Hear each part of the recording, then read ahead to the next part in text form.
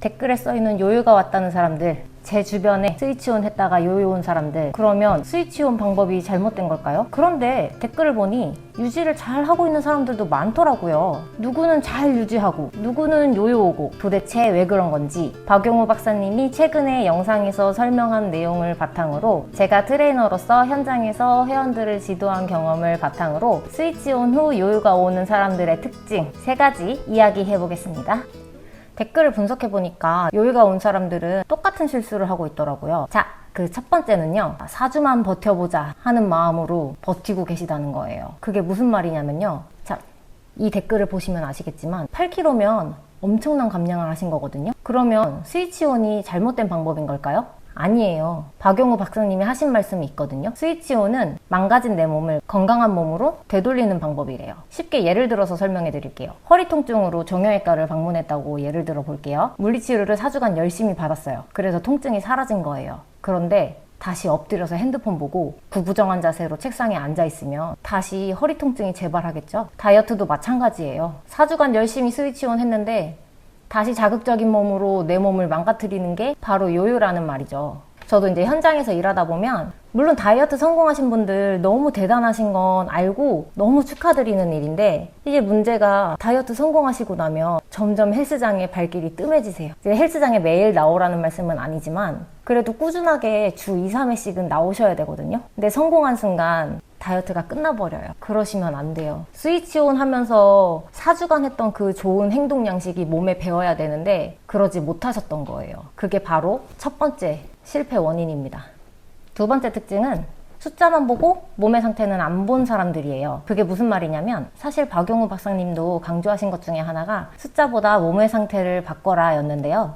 이게 무슨 소리냐면, 예를 들어 볼게요. 매일 체중은 1kg씩 빠진다고 볼게요. 기분 좋겠죠. 근데 아침에 일어날 때마다 몸이 부어요. 커피가 없으면 집중이 안 돼요. 잠에 들기 전에 맨날 뒤척뒤척 하느라고 잠을 못 자요. 이게 과연 내가 건강하다고 볼 수 있을까요? 이게 박용우 박사님이 말한 대사가 망가지고 있다는 신호일 수도 있다는 거예요. 저도 회원님들하고 수업을 하다 보면 체중 줄이기에 신이 난 나머지 식사를 포기하시는 분들도 있거든요. 저를 속이시는 분들도 있어요. 근데 저 하나 속인다고 끝이 아니에요, 여러분. 저는 속일 수 있지만 몸은 속일 수 없어요. 숫자를 줄이는 데 집착하실 게 아니라 내 몸의 상태를 기민하게 체크하셔야 돼요. 내 몸은 어제와 오늘 어떻게 다른지, 어떤 음식을 먹었을 때 내 몸의 컨디션이 좋은지 나쁜지, 화장실은 잘 가고 있는지 못 가고 있는지, 어떤 음식이 나와 잘 맞는지 안 맞는지, 그게 진정 내 몸을 위한 길이 아닐까요? 그리고 마지막 특징인데요. 이 댓글 한번 보시겠어요? 저는 이 한 줄에 많은 것이 담겨 있다고 생각해요. 이게 바로 현실이거든요. 대부분의 사람들은 잠깐은 할 수 있을 거예요. 그런데 평생은요? 아마 못할 거예요. 그래서 실패해요. 야식 좋아하는 사람은 끝나기만을 기다렸다가 바로 야식 먹을 거고요. 술 좋아하는 사람은 술 먹을 거고요. 운동 싫어하는 사람은 운동부터 끊을 거예요. 이게 무슨 의미가 있나요? 제가 제 회원님들에게 실제로 자주 하는 말이기도 하고요. 그리고 제가 실천하는 말이기도 해요. 뭐냐면 바로 할 수 있을 만큼만 하라는 건데요. 물론 감량 초반기에는 좀 고강도로 밀어붙여야 하는 것도 있지만요. 이것만 끝나봐라 하는 마음으로 하면 끝나고 나서 무조건 요요와요. 본인을 살찌게 하는 습관이 뭔지 가슴에 손을 얹고 한번 생각해 보세요. 그리고 그것부터 줄이셔야 돼요. 차마 평생 끊으라고는 말씀 못 드리겠어요. 저도 끊을 수는 없거든요. 왜냐면 끊겠다고 마음먹는 거 그 자체가 바로 요요의 지름길이에요. 좋은 생활 습관을 가지면 체중은 따라오게 돼 있어요. 저 같은 경우는 외부에 지인들과 약속이 있으면 자유롭게 먹거든요.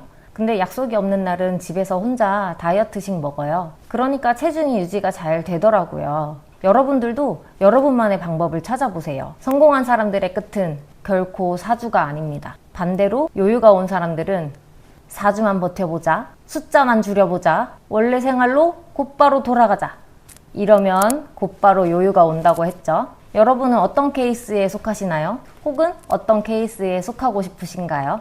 댓글 남겨주시면 제가 다음 영상에서 한번 소개해 보도록 하겠습니다. 오늘 영상은 여기까지 할게요. 다음 영상에서 만나요. 안녕.